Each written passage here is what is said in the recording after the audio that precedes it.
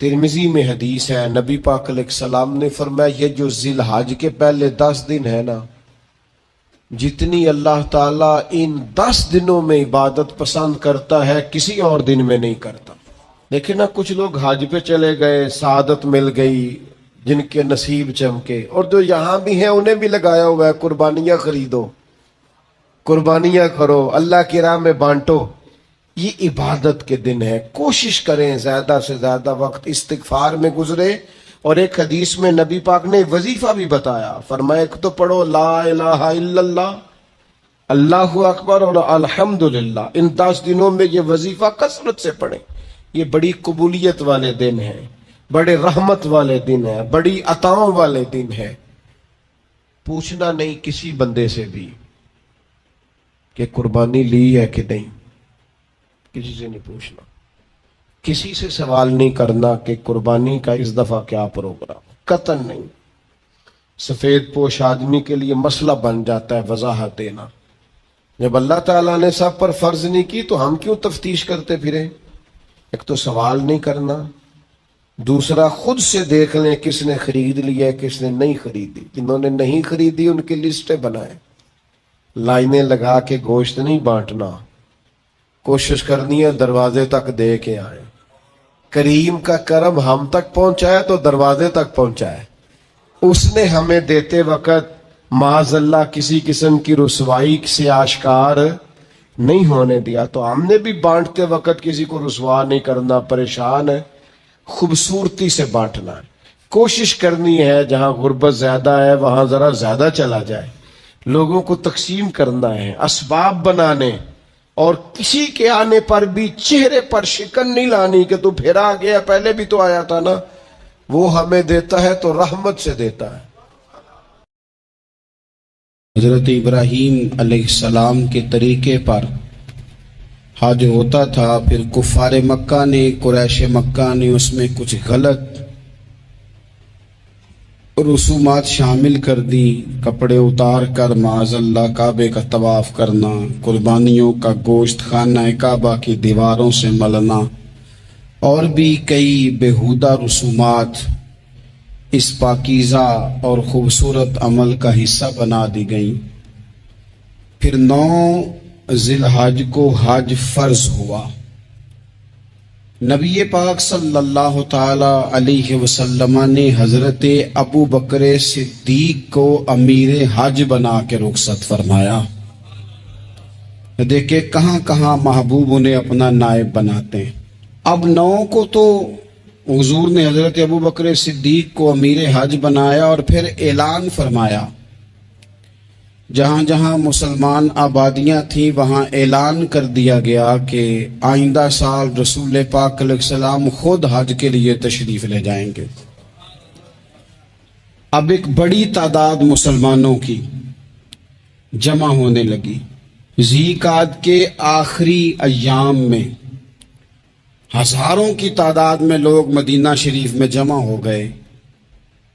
ظہر کی نماز کی ادائیگی کے بعد سیرت نگار کہتے ہیں کہ 28 ذی قعدہ تھی، نبی پاک علیہ السلام ظہر پڑھ کے حج کے لیے نکلے، اور جہاں آج ذوالحلیفہ ہے، ابیار علی جس جگہ کو کہتے ہیں، میقات مدینہ بھی کہا جاتا ہے، وہاں اللہ کے محبوب نے پہلے رات گزاری۔ وہیں پہ نبی پاک صلی اللہ تعالی علیہ وسلم نے احرام باندھا، حضور تشریف لے گئے۔ یہ حج قران تھا۔ نبی پاک صلی اللہ تعالی علیہ وآلہ وسلم کے ساتھ اس طرح لوگ امڑ کے آئے، جہاں جہاں سے لوگ تھے مسلمان وہ سارے جمع ہوئے حضور کے ساتھ اللہ کی بارگاہ میں حاضر ہونے کے لیے۔ 1,40,000 صحابہ، یہ ایک ہی دفعہ صحابہ کا اتنا بڑا مجمع جمع ہوا ہے، ایک ہی دفعہ۔ اور حضور علیہ السلام کی خواہش تھی کہ یہ سارے لوگ وہاں پہنچیں۔ محبوب کریم علیہ السلام 4 ذی الحج کو حضور علیہ السلام نے طواف کیا، صفا مروہ کیا، احرام نہیں کھولا، قربانیاں ساتھ تھیں، چونکہ یہ حج قران تھا۔ اللہ کے رسول صلی اللہ تعالی علیہ وآلہ وسلم نے پھر 8 ذی الحج کو ظہر کی نماز جا کے منا کے میدان میں ادا کی، 9 ذی الحج کو مسجد نمرہ کے پاس کوہ صبیر پر جب سورج کی کرنیں چمکی، قربان جائیں کیا نظارہ ہوگا۔ لبیک لبیک کی صدا آ رہی ہے، دیکھ کون رہے ہیں؟ مدینے والے محبوب صلی اللہ علیہ وسلم۔ حضور اس لشکر حسن کو لے کر، اس نور بھرے قافلے کو لے کے، یہ کون ہیں جو حضور کے ساتھ سارے نکلے ہیں؟ یہ کون ہیں سارے؟ یہ وہ فیروز بخت سعادت مند لوگ ہیں کہ ان میں سے جس نے ایک دفعہ بھی ایمان کی حالت میں حضور کو دیکھا اور پھر خاتمہ بالخیر بالایمان کے ساتھ دنیا سے رخصت ہوئے، یہ وہ لوگ ہیں کہ ولی اگر 60 سال بھی سارا دن روزہ رکھے، ساری رات نفل پڑھے، ہر برائی سے بچے، لیکن پھر بھی کسی صحابی کے قدموں کی خاک تک کو نہیں پہنچ سکتا۔ اور صحابی زیارت سے بنتا ہے، ولی عبادت سے بنتے ہیں۔ نبی پاک صلی اللہ تعالی علیہ وسلم کے وہ سارے صحابہ کون ہیں؟ الصحابہ النجوم، یہ حضور کی چاروں جانب یہ چمک رہے ہیں، انہیں خود میرے نبی پاک نے ستارے فرمایا ہے۔ ایک سمت علی، ایک سمت عمر، صدیق ادھر، عثمان ادھر، ان جگمگ جگمگ تاروں میں بھلا مہتاب کا عالم کیا ہوگا؟ اور ہر کوئی فدا ہے بن دیکھے تو پھر دیدار کا عالم کیا ہوگا؟ تو نبی پاک صلی اللہ علیہ وسلم نے یہ وہ موقع تھا، 9 ذی الحج میدان عرفات، حضور صلی اللہ علیہ وسلم نے ظہر کی نماز ادا فرمائی اور پھر کچھ توقف کے بعد حضور کے لیے اونٹنی پر کجاوا سجایا گیا۔ حضور اپنی کسوا نامی اونٹنی پر سوار ہوئے، میرے محبوب نے خطبہ دینے کا ارادہ فرمایا۔ رب کریم نے ارشاد فرمایا، الیوم اکملت لکم دینکم، آج میں نے تمہارے لیے تمہارا دین مکمل کر دیا ہے، مکمل ہو گیا دین، اس کے بعد کوئی اور دین نہیں آئے گا۔ اس آیت نے بتا دیا کہ حضور آخری نبی ہے، دین مکمل ہو گیا، اب کسی اور پیغمبر کی، رسول کی، دین کی، کتاب کی ضرورت باقی۔ آج میں نے تمہارے لیے تمہارا دین مکمل کر دیا۔ اور کیا خوبصورت لفظ ہیں قرآن پاک میں، فرمایا وَأَتْمَمْتُ عَلَيْكُمْ نِعْمَتِي، اور آج میں نے تم پر اپنی نعمتیں تمام کر دی ہیں، نعمتیں مکمل کر دی۔ وَرَضِيتُ لَكُمُ الْإِسْلَامَ دِينًا، اور اللہ فرماتے ہیں میں نے تمہارے لیے دین اسلام کو پسند کیا ہے، یہ میری رضا ہے، یہ دین اسلام تمہارے لیے پسند کیا ہے۔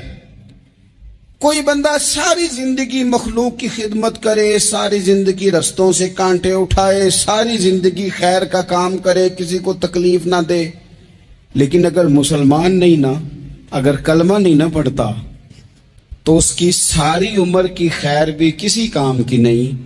اس لیے کہ رب فرماتا ہے جڑ دین اسلام ہے، جڑ ہوگی تو پھر شاخیں قبول کی جائیں گی نا، تو اگر جڑ ہی سرے سے نہیں ہے تو خیر کرنے کا معنی، کچھ لوگ کفار کی، مشرکین کی تعریف کرتے ہیں کہ جناب بلے بلے اتنے ویلفیئر کام ہو رہے ہیں، تو یاد رکھو سب سے ضروری جڑ ہے۔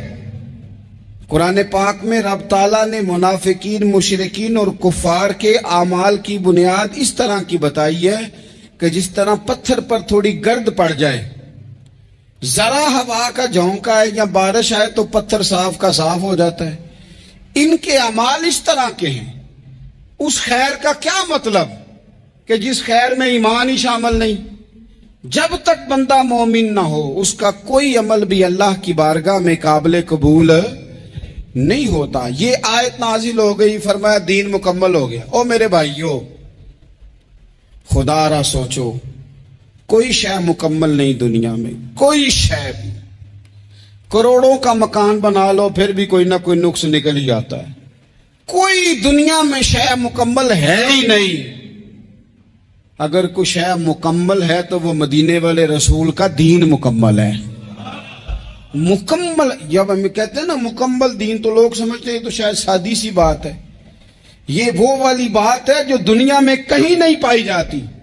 जब ये आयत नाजिल हुई थी ना, तो बुखारी में मौजूद है, एक बहुत बड़ा यहूदियों का आलिम हजरत उमर फारूक रदी अल्लाह ताला अन्हु से कहने लगा, ये जो तुम पर आयत नाजिल हुई है ना कि दीन मुकम्मल हो गया, ये अगर हम पर नाजिल होती ना, तो जिस दिन ये आयत नाजिल हुई होती, हमने हर साल उसी दिन को ईद बना लेना था कि दीन मुकम्मल हो गया। अल यौम अकमलतु लकुम दीनकुम, दीन मुकम्मल हो गया, हम तो ईद बना लेते। तो हजरत उमर कहने लगे, हम पर भी बड़ा फजल है। जिस दिन आयत नाजिल हुई थी, अरफा का दिन भी था और जुम्मे का दिन भी था। एक नहीं, दो ईदें थी मुसलमानों की, दो ईदें थी मुसलमानों की, दो। अजीज भाई, दीन मुकम्मल अल्लाह ने दिया। और हजरत अब्दुल्ला इब्न अब्बास रदी अल्लाह ताला ने तो एक मकाम पे इसका जिक्र भी कर दिया। जब उनसे किसी यहूदी ने कहा ना, ये आयत हमें मिलती तो हम ईद मनाते, तो फरमाया तुम एक मनाते ना, हमारी दो थी उस दिन। जुम्मा भी तो मुसलमानों की ईद का दिन है ना। बहुत सारे लोग हैं बेचारे जो कहते हैं इस्लाम में ईदें सिर्फ दो हैं, और वो भी सिर्फ परेशानी उन्हें ईद मिलादुन नबी वाले दिन होती है, उसके आगे पीछे नहीं होती। हालांकि नबी पाक अलैहिस्सलाम ने कहा हर जुमा भी ईद है, खुद हुजूर ने फरमाया, लेकिन वो अड़ जाते हैं कि नहीं, ईदें सिर्फ दो ही हैं। भाई आप ये कह सकते हैं कि इस्लाम की मारूफ ईदें दो हैं, अपने मान और मफहूम के लिहाज से जिसको यौम ईद कहा जाए वो ईदें दो हैं। तो नबी पाक सल्लल्लाहु ताला अलैहि वसल्लम ने मैदान अराफात में खुतबा दिया। ये जो वाज़ व नसीहत है ना, खुतबा तकरीर, ये दुनिया कर रही है, करती रहेगी, करती चली आएगी, और इसको मेरे नबी पाक अलैहि सलाम ने पसंद फरमाया। खैर की बात करने वाले को हुजूर ने दुआ दी। महबूब फरमाने लगे, अल्लाह जो मेरी हदीसें याद करके आगे पहुंचाए, उसके चेहरे को तरोताजा रखना। ये इबलागे दीन बहुत बड़ी बात है अगर कोई खुलूस नीयत से करे। लेकिन कायनात अर्जी में वो जो हुजूर का खुतबा हज्जतुल विदा है, वो दस्तूर है, वो मंशूर है। इंसानी हुकूक पर उससे बड़ा चार्टर न पहले कभी था, न कयामत तक दोबारा बन सकता है। इसको खुतबा हज्जतुल विदा क्यों कहते हैं? एक तो मतलब ये कि हुजूर ने यही आखिरी आज किया, और दूसरी बात ये थी कि इस खुतबे के थोड़े ही अरसे बाद मेरे नबी पाक ने विसाले ज़ाहिरी फरमाया। और इस खुतबे को रसूल पाक सल्लल्लाहु ताला अलैहि वसल्लम ने शुरू कहाँ से फरमाया? ये खुतबा देखें शुरू कहाँ से हो रहा है। इंसान दुनिया में मिलता भी है, जुदा भी होता है। ये जो जुदाई का वक्त होता है ना, जुदाई का, शायद बड़ी सोच समझ के कहा था हजरत मियाँ साहब ने, बड़ी गौर करके उन्होंने कहा था कि दरिया कंडे रोख ना लाइए, जो आवे रुड़ जावे। आप मैदान में दरख्त लगाते हैं तो कभी फल गिरता है तो जमीन पे गिरता है, उठा लेते हैं। अगर दरिया के किनारे हो तो वो तो दरिया में गिरेगा और रुड़ जाएगा, चला गया, बह गया। फरमाने लगे दरिया कंडे रोख ना लाइए, जो आवे रुड़ जावे, ते परदेसी नाल ना यारी लाइए। उदा जदों दिल करे टुर जावे, वो तो चला जाता है। ये खुतबा शुरू कहां से हो रहा है? यानी अभी आगाज़े कलाम है, बात आगे आएगी। आगाज़े कलाम है। मैं कह चुका हूं, वली शायद इबादत करके बने, तकवा इख्तियार करके बने। वली अल्लाह की हराम करदा हर शय से इज्तनाब करके बने। वो जिसमें शुबा है उससे भी बचे तो फिर वली बने। लेकिन सहाबी तो हुजूर की ज़ियारत से बनता है ना, नबी पाक की ज़ियारत से बनता है। और सहाबा तो वो सहाबा थे जिनकी हर सुबह सुबह ईद होती थी। खुदा का कुर्ब हासिल था, नबी की दीद होती थी। वो तो इस तरह का माहौल था कि नबी पाक ने फरमाया, हजरत अबू हुरैरा से यहीं बैठे रहते हो, थोड़ा जरा कभी कोई काम भी कर लिया करो, वक्फे से मिलने से मोहब्बत भी बढ़ती है। तो हजरत अबू हुरैरा उठे, اور ستون کے پیچھے سے ہو کے واپس آ گئے. فرمایا آ گئے ہو؟ عرض کی حضور دل ہی نہیں لگتا تو جائیں کہاں. وہ جو حضور سے آ کے کہتے تھے نا یا رسول اللہ صلی اللہ علیہ وسلم، حضرت صوبان بن مالک، حضور نے فرمایا پریشان پریشان دکھائی دیتے ہو. کہا یا رسول اللہ ایک بات پریشان کرتی ہے. کہا وہ کیا؟ عرض کی حضور دل بے چین ہوتا ہے تو زیارت کو آ جاتا ہوں. آج ایک عجیب خیال آیا ہے، عجیب خیال آیا ہے، اور اس نے عجیب رنگ طبیعت میں بھر دیا ہے. فرمایا تمہیں کیا خیال آیا؟ عرض کی یا رسول اللہ صلی اللہ علیہ وسلم آج خیال آیا ہے کہ صوبان ہے تو حضور کا غلام ہے، جنت تو حضور کے صدقے ملے گی، لیکن یہ ہے کہ حضور تو ہوں گے نا نبیوں کے ساتھ، تجھے ملے گی پر ملے گی تو غلاموں کے محلے میں نا. تو دل میں خیال آیا کہ وہاں زیارت بھی ہوگی کہ نہیں. او جنت میرے کس کاری جتھے یار نظر نہ آوے، زیارت بھی ہوگی کہ نہیں. حضور کی بارگاہ میں جب حضرت صوبان نے عرض کی تو رب کریم نے فرمایا محبوب جو تیری اور تیرے رب کی اطاعت کرے نا، اولئک انعم اللہ علیہم من النبیین والصدیقین والشہداء والصالحین، فرمایا ان کو اللہ نبیوں کے، صدیقین کے، شہداء اور صالحین کے ساتھ ہی جنت میں اکٹھا فرمائے گا. وہ اکٹھے رہے. تو جن کو تو جنت میں بھی حضور کی زیارت کے بغیر چین نہیں تھا، ان کو حضور نے خطبہ حجۃ الوداع شروع کرتے وقت پہلا جملہ پتہ کیا کہا؟ حضور اونٹنی پہ ہیں، احرام باندھا ہوا ہے، 1,40,000 کم و بیش غلام سامنے کھڑے، عرفات کا میدان. محبوب فرمانے لگے پہلا جملہ، جو درد والے تھے وہ تڑپ گئے، یہ سارے درد والے تھے لیکن کچھ زیادہ مزاج شناس تھے. محبوب نے پہلا جملہ کہا. حضور فرمانے لگے لوگوں جس طرح آج اکٹھے ہوئے ہیں شاید اس کے بعد دوبارہ ہم اکٹھے نہ ہوں. پہلا اعلان ہی کر دیا کہ یہ تمہارے ساتھ جو آج خطبہ ہے نا، اس میں اشارہ دے دیا کہ دوبارہ نہیں جمع ہوگے، اگلا حج نہیں کرنا، بس ختم ہوئی بات. یہ آخری پہلی بات ہی حضور نے یہ بیان. اب وہ اتنے دل نرم ہو گئے حضور کی بات سن کے، آنکھوں میں آنسو اس طرح آ گئے، طبیعت کا ملان اتنا بڑھ گیا کہ ہر ایک کا دل کشکول بن گیا. ہر طرف سے آہیں اور سسکیاں ہیں کہ حضور کے وہ جملے یوں صحابہ لے رہے تھے جب آپ سے کوئی کہہ دے کہ بس بھائی یہ وقت بس آخری ملاقات کا ہے، تو پھر انہوں نے وہ تو حضور کی ہر بات ہی توجہ سے سنتے تھے، پر یہاں جو انداز بن گیا وہ انوکھا بن گیا. فرمایا شاید دوبارہ ملاقات نہ ہو. پھر میرے کریم محبوب صلی اللہ تعالی علیہ وسلم نے فرمایا جس طرح تمہارے لیے یہ شہر حرمت والا ہے، مکہ حرمت والا ہے نا، ایک نیکی کرو تو مکے میں 1,00,000 کا ثواب، حرم مکہ میں ایک گناہ کرو تو وہ بھی 1,00,000 لکھا جاتا ہے. حرمت والا ہے، بڑی عزت والا ہے. فرمایا جس طرح یہ گھر عزت والا ہے کعبہ، جس طرح یہ شہر عزت والا ہے، فرمایا جس طرح آج کا دن حرمت والا ہے. مسلمانوں میں تمہیں بتا کے جا رہا ہوں، تمہیں سمجھا رہا ہوں، اسی طرح میں نے تم سب پر ایک دوسرے کے مال اور عزت کو حرمت والا کر دیا ہے. اور صحابہ کو نا حضور نے پہلے یہ سبق پورا حضور نے پوچھا، یہ بھی ذرا کمال ہے، یہ بخاری مسلم کی حدیث ہے. حضور نے صحابہ سے پوچھا 9 ذی الحج ہے، جمعے کا دن ہے، ذی الحج کا مہینہ ہے، سب کو پتہ ہے، لیکن نا آپ جمعہ پڑھنے ہیں تو میں آپ سے کہوں کہ آج کون سا دن ہے تو آپ کہیں گے جناب جمعہ ہے، عجیب آدمی ہے جمعہ پڑھا رہے ہو.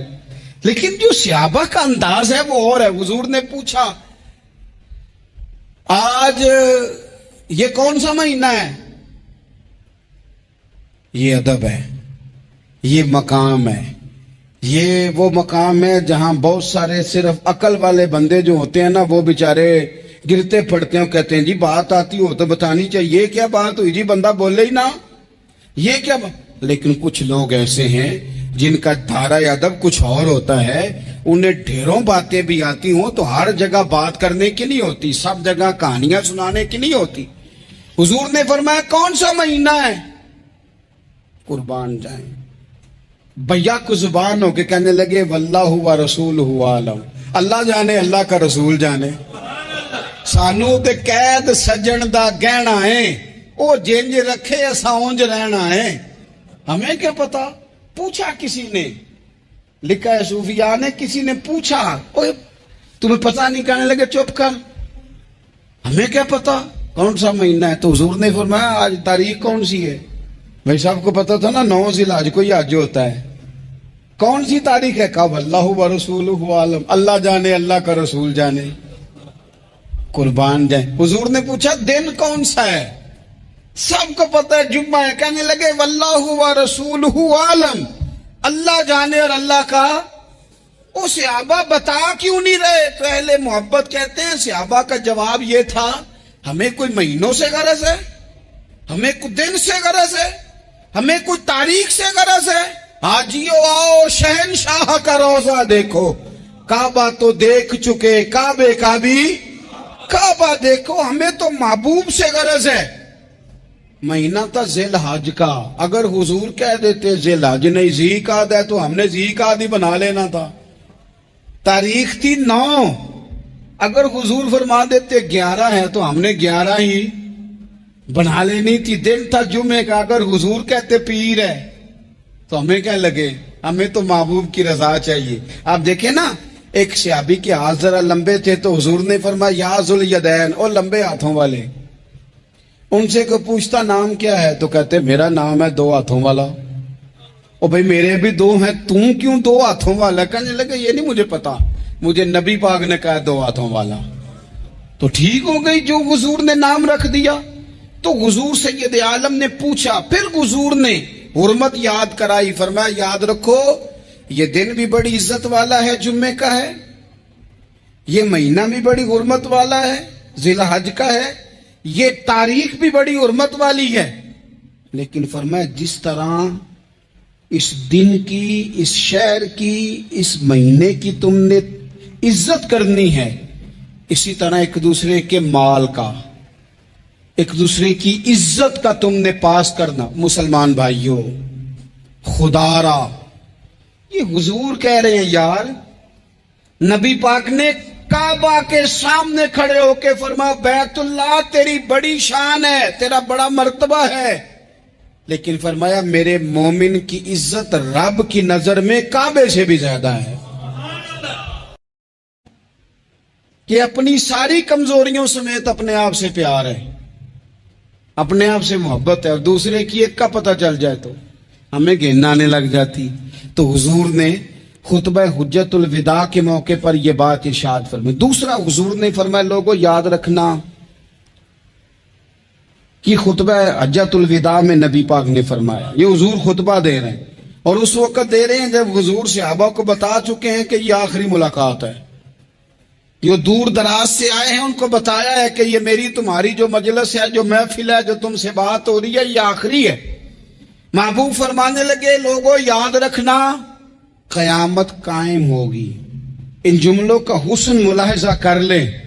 فرمایا قیامت قائم ہوگی، تم اپنے رب سے ملاقات کرو گے، اور فرمایا تمہارا رب تم سے تمہارے اعمال کے بارے میں پوچھے گا. یہ خطبہ حجت الوداع میں کریم نے فرمایا. صبح تم اٹھے، کیا عمل کیا؟ اللہ پوچھے گا. کسی سے ملاقات ہوئی، طرز کیا تھی، سوچ کیا تھی، اللہ پوچھے گا. لین دین میں کیا معاملات تھے، تمہارے اعمال کے، اللہ سے ملاقات ہوگی، وہ کھڑا کر کے پوچھے گا. اور حدیث میں کئی جگہ پہ حضور نے فرمایا وہ تم سے سوال کرے گا، تمہیں جواب دینا ہے. میرے عزیز بھائیوں، تیار رہنا چاہیے، تیار. ہم نا منت کرتے ہیں آخری دن ہونا، تنخواہ دار لوگ کہتے ہیں یار یہ آخری ایام چل رہے ہیں، کوئی خرچہ نہ بتا، اس لیے کہ حساب کے متھے لگنا ہے. آخری دنوں میں، بجٹ کے دنوں میں لوگ پریشان ہوتے ہیں کہ حساب دینا ہے. جب رب سے ملاقات کریں گے اور وہ حساب مانگے گا، کتنا مشکل کام ہے. اور ایک مقام پہ حضور نے فرمایا جس سے اللہ نے حساب مانگا وہ تو الجھ گیا، دعا کرو وہ حساب مانگے ہی نہ، بے حساب ہی بخشش فرما دے. نبی پاک صلی اللہ تعالی علیہ وآلہ وسلم نے ارشاد فرمایا اسی خطبہ حجۃ الوداع میں، حضور فرمانے لگے سن لو، میں نے تم تک اللہ تعالیٰ کا پیغام پہنچا دیا ہے، اب جس شخص کے پاس امانت رکھی ہو اس پر لازم ہے کہ وہ امانت اس تک پہنچا دے جو اس کا مالک ہے۔ ہم بہت سارے لوگ ایسے ہوتے ہیں، ہمارے پاس امانتیں ہوتی ہیں، کچھ بھی نہ ہو تو کچھ لوگوں کے راز کی امانت ہوتی ہے، کچھ بھی نہ ہو تو کچھ لوگوں کی باتیں ہم تک پہنچ جاتی ہیں، وہ راز ہوتا ہے، وہ امانت ہوتی ہے، مجلس کی گفتگو بھی امانت ہے، لیکن ہم امانتوں کا خیال نہیں کرتے، خیانت ہو جاتی ہے۔ بہت محتاط ہو کر اپنی زندگی میں امانتوں کا خیال کیا جائے۔ یا ایھا الذین آمنوا لا تخونوا اللہ والرسول وتخونوا اماناتکم وانتم تعلمون۔ اللہ فرماتے ہیں ایمان والو، نہ رب سے خیانت کرنا، نہ رب کے رسول سے خیانت کرنا، نہ آپس میں ایک دوسرے سے خیانت کرنا، جانتے بوجھتے ہوئے یہ کام نہ کرنا۔ وانتم تعلمون، جانتے ہو، تمہیں پتہ ہے۔ کبھی بھی بددیانتی کا مظاہرہ نہ کریں اپنی زندگی میں، کبھی بھی۔